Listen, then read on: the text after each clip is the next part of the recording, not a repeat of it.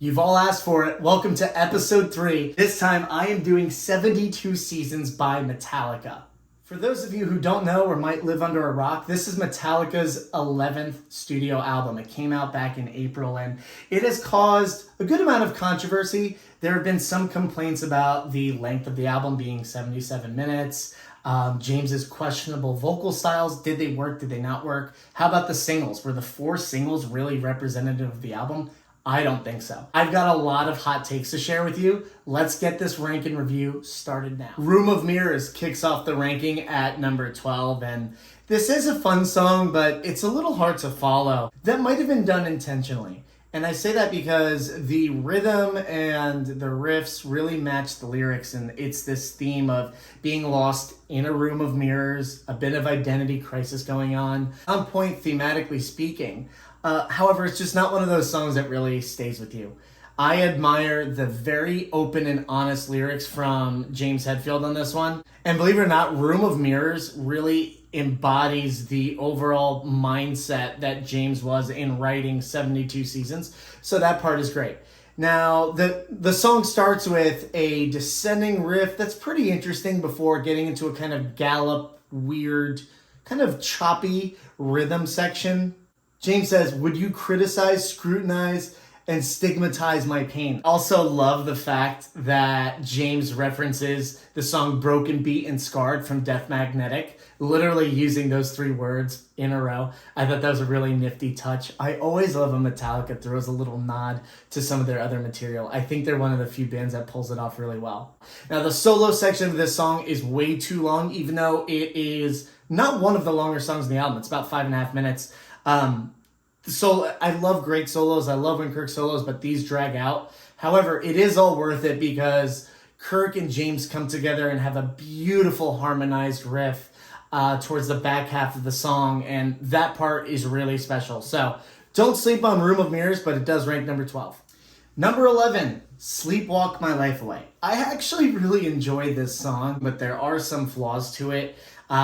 First of all, love the bass intro, right? That dun dun dun dun dun dun dun. It's fun. Great to hear Robert being more present and more involved in the creative process. Overall, it's a great mid-tempo song. I think James sounds phenomenal. The pre-chorus is delightful. It's something that I feel like Metallica doesn't do enough, where James's vocals really soar above the mix and he's holding notes longer. It's the "if I should fall down" lines.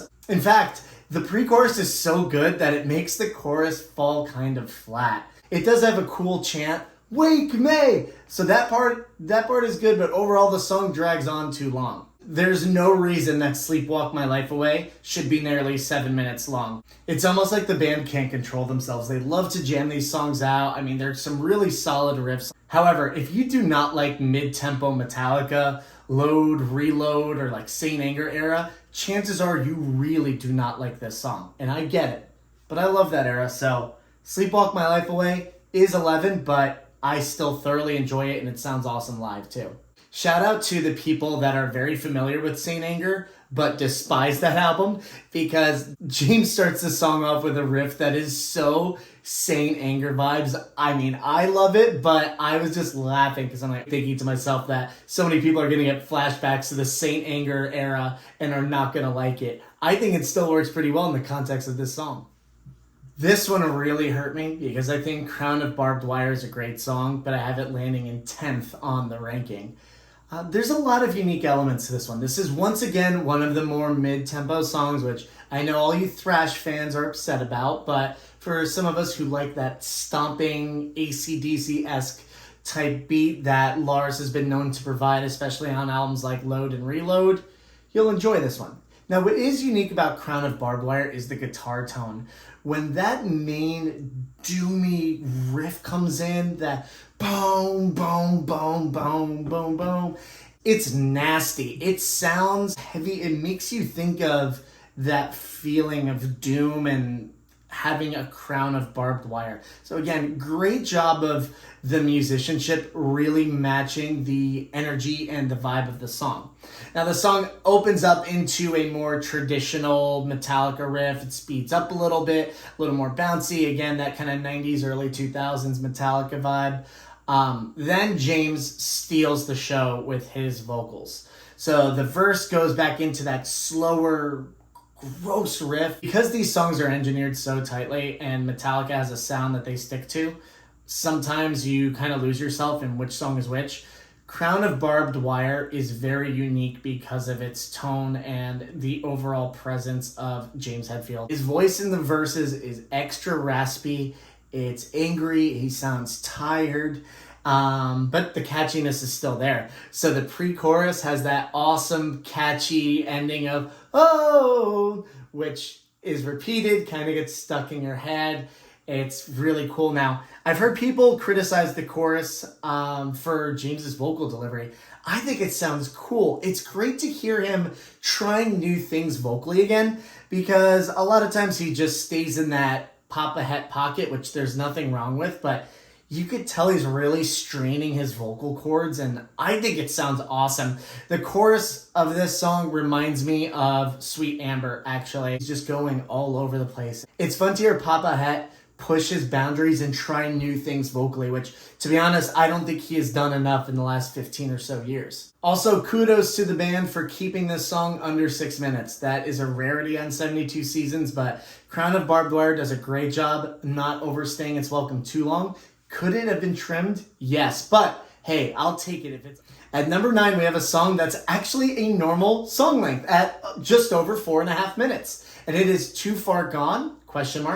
This is a great song. It is vintage Metallica. This song is fun. It has a great thrash element to it. The choruses have a great build. It's catchy.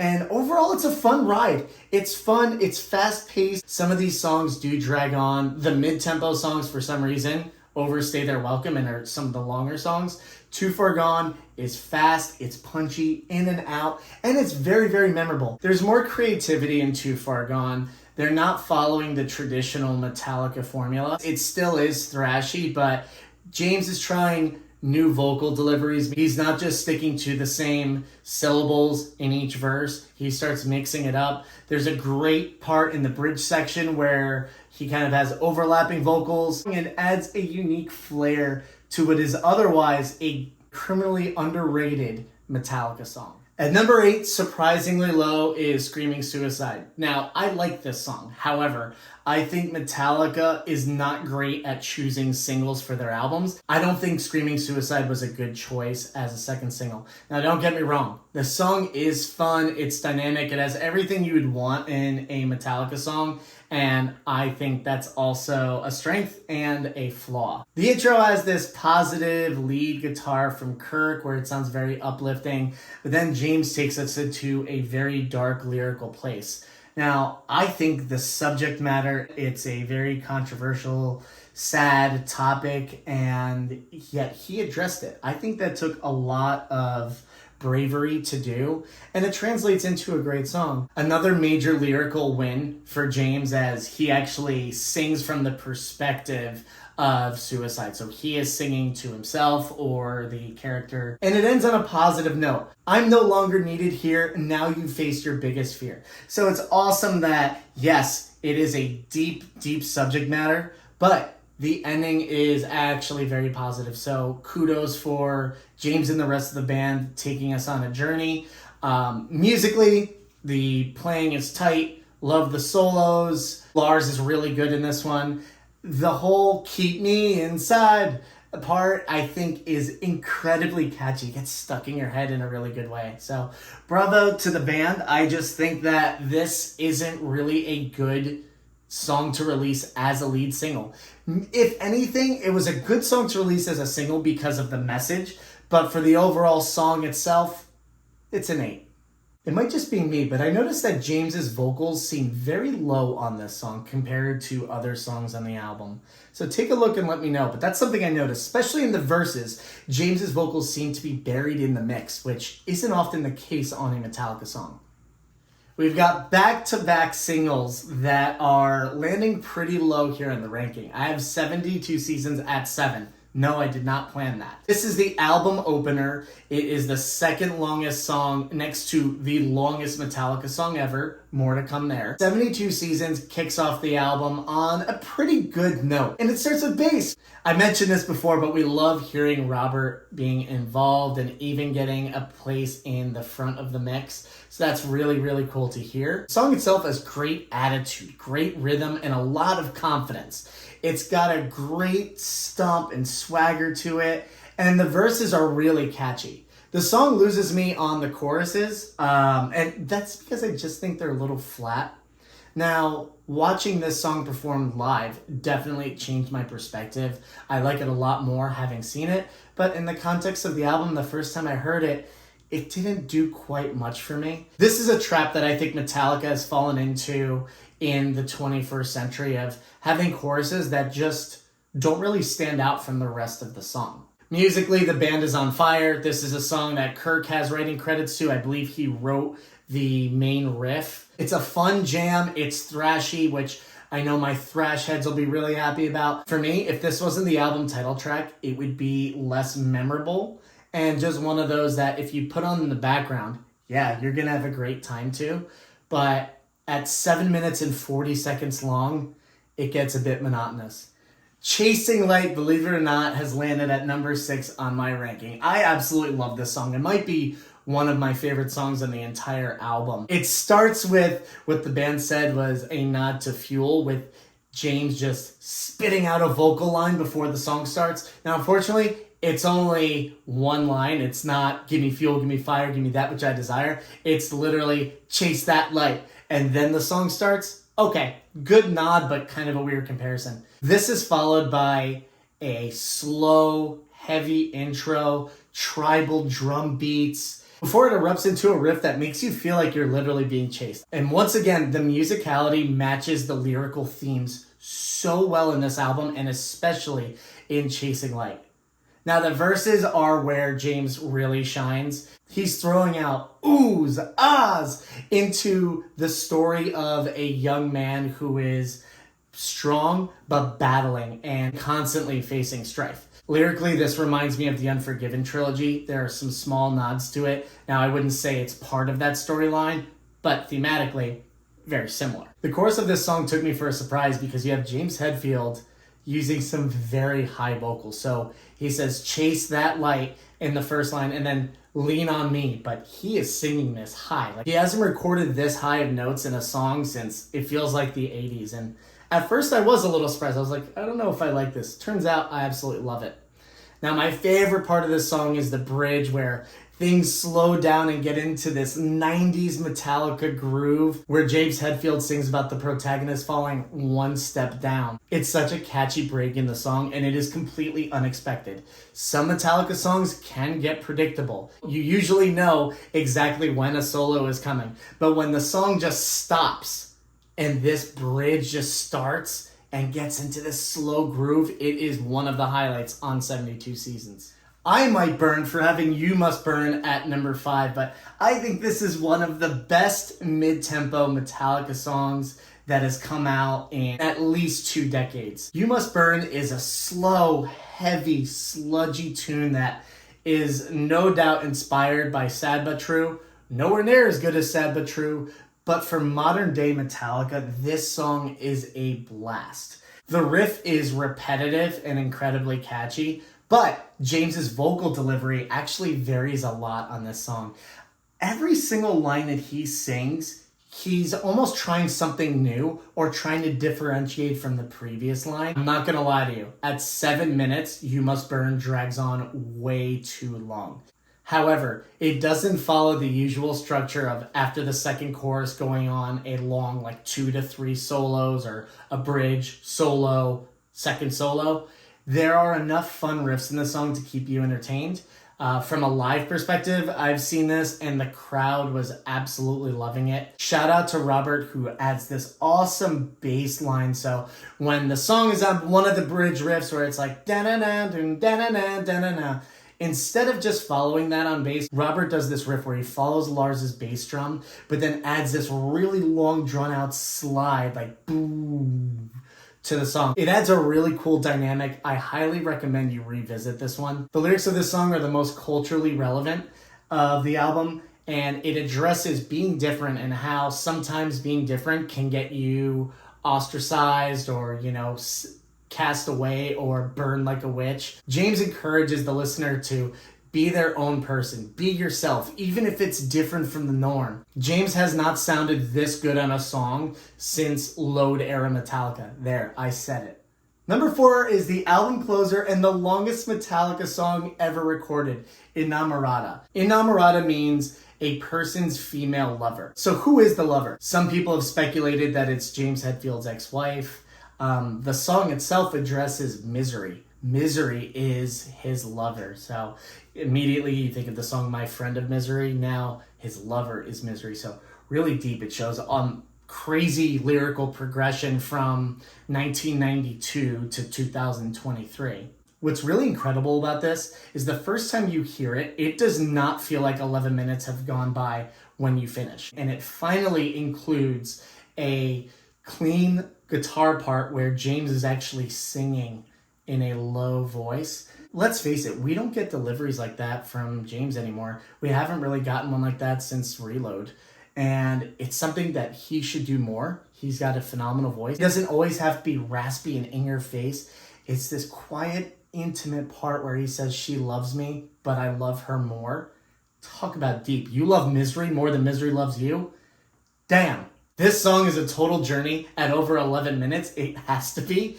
And it is a 90s era styled Metallica song that very much reminds me of The Outlaw Torn. And what I mean by that is it is extremely personal. You can tell that James needed some background music to play as he vents out his feelings.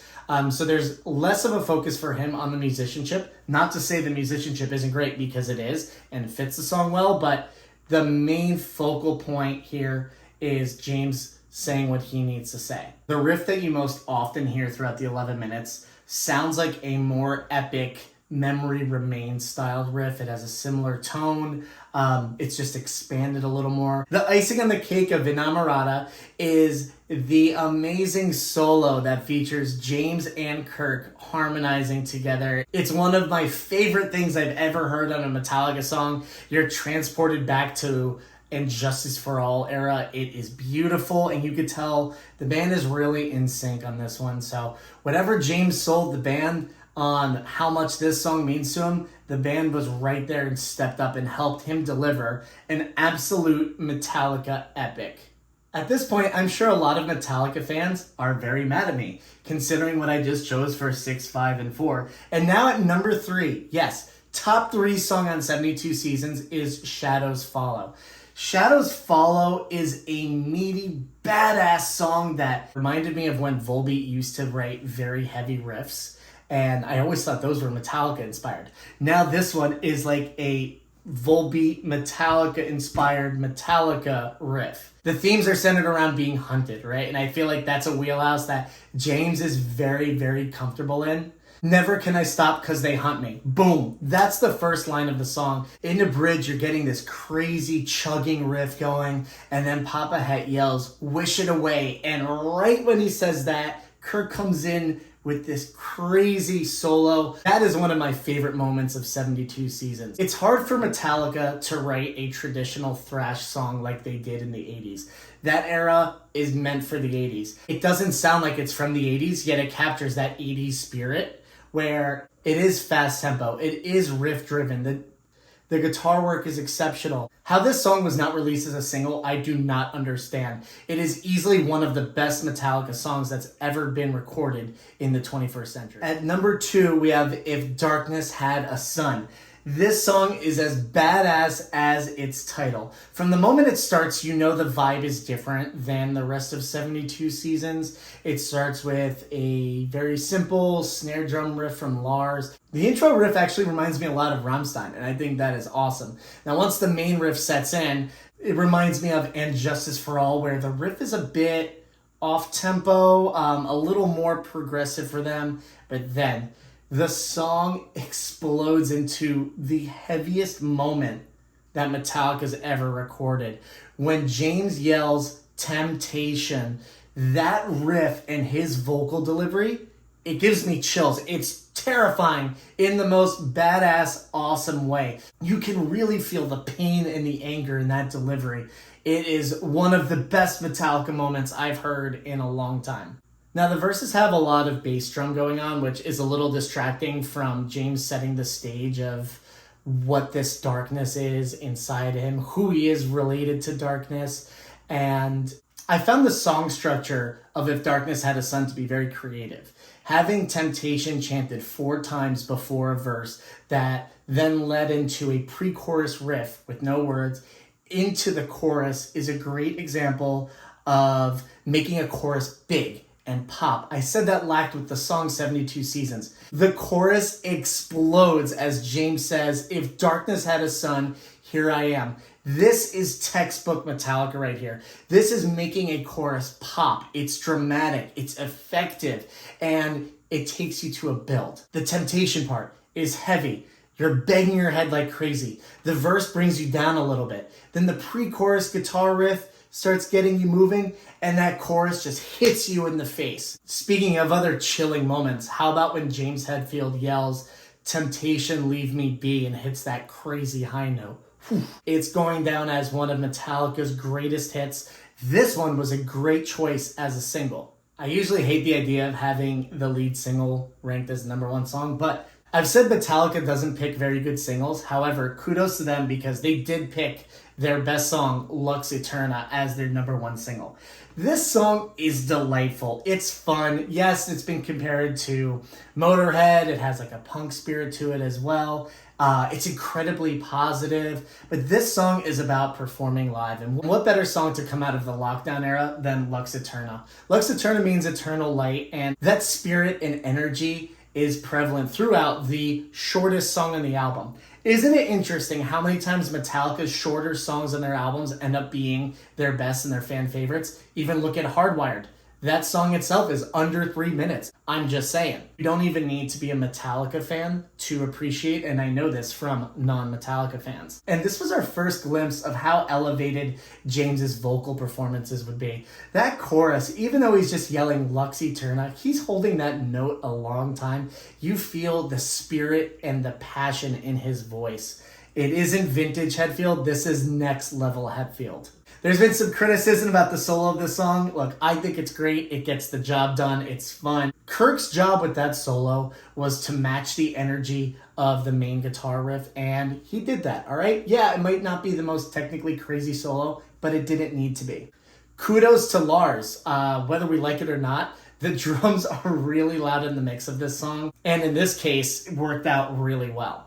Fans of Metallica's thrash era love this song. Non-Metallica fans enjoy this song. This is a song that just shows Metallica is kicking ass. It is about eternal light. It is about the energy that we as rockers and metalheads all share together when we're at the live show. And even the band included, how we're all part of this magical thing. What a positive message. It's refreshing to hear. It's a total 180 from If Darkness Had a Son. Lux Eterna is the bright light of 72 Seasons. It leads the way. Metallica's 11th album has scored an 8.0 out of 10 for me. In my opinion, this album is a humongous step up from Hardwired. Not to say that album wasn't good, but 72 Seasons takes things to the next level. It's been a really long time since James has opened like this, and I think the results are phenomenal. There are several flaws with this album. It's not a 9 or a 10 out of 10. This is not going to go down as the quintessential Metallica album.